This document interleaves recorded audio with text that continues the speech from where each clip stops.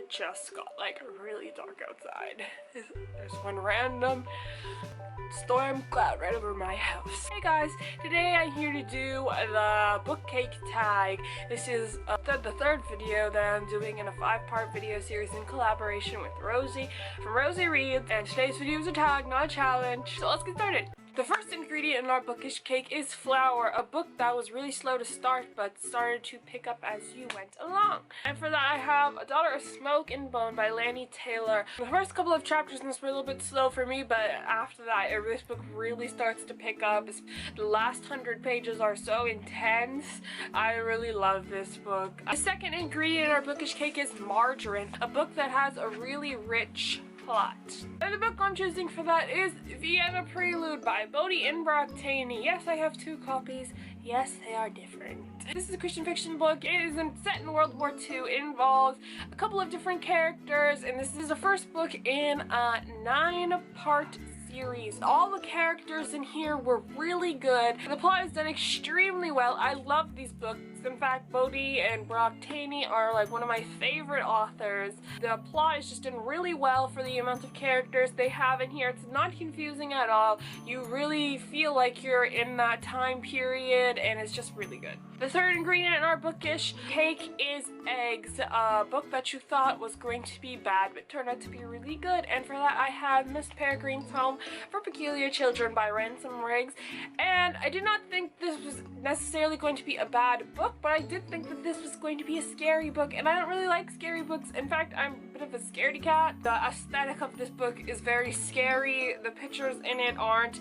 The pictures in it are really creepy, and that was what I thought was going to be bad. I really bought it for all the hype surrounding it. Everybody was saying it was so good, and it did look sort of interesting, especially the fact that it just had pictures and stuff. In fact, are really good. But I enjoyed the series. I enjoyed the aesthetic of the series. All the books are like this one, and they're all really beautiful. The fourth ingredient in our bookish cake is sugar, a sweet book, and for that I have Me Before You by Jojo Moyes. And if you've read this book, then you'll know that this is such a sweet, really good book. It doesn't have as much romance as I would have liked it to have, but this is such a good book. It almost made me cry.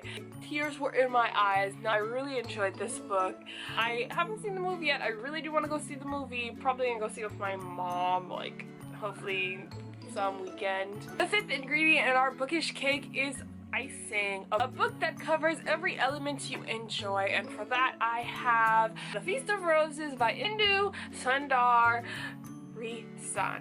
And it's just so dark outside, like, Lord, what is going on? I really need to buy a lighting kit. This book has romance, action, mystery, intrigue, history, which is like I love historical fiction. I love non-fiction history stuff. I love that. I love learning about things from the past, about new things. I love reading to learn. And majority of my books, even all the Christian fiction ones, are historical fiction because I just love them so much. And also, this is a cover to die for. Like, just look at this. This is beautiful white.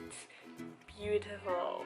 Number 6 ingredient in our bookish cake is Sprinkles, a book / series that you turn to when you're feeling down. And for that I have Anne of Green Gables by Ellen Montgomery, and this is one of my favorite books / series of all time. It's probably ranked 1 or 2 because I really love the Little House on the Prairie series as well. These will always have a special place in my heart. I just really enjoy this whole series. Anne as a character, even when she gets older, adorable. All of her children adorable. Gilbert adorable. I love them all so very much.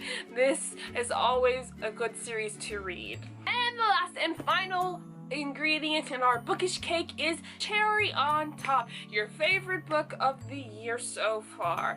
And I've read a lot of great books this year. Some bad ones, but I've read a lot of great books. But the book that has really stuck with me the most, that I have really thought about, hey, I would recommend this book to just about anyone, has been The Scorpio Trials by Maggie Stiefvater. And I just want to say this is the only book I've read by Maggie Stiefvater, and I love it so much. I read this in January, like right at the beginning of January, and I loved it so much. This was such a good book. Characters, so well done. The plot was very character driven. This book was just so good. The characters, the plot, the everything in this book, the cover. I really love this UK Scholastic edition. This has been by far my favorite book of the year. This is my bookish cake. Don't forget to check out Rosie's video. I'll be leaving it in the description below. Don't forget to check out my social media links. They'll also be in the description below.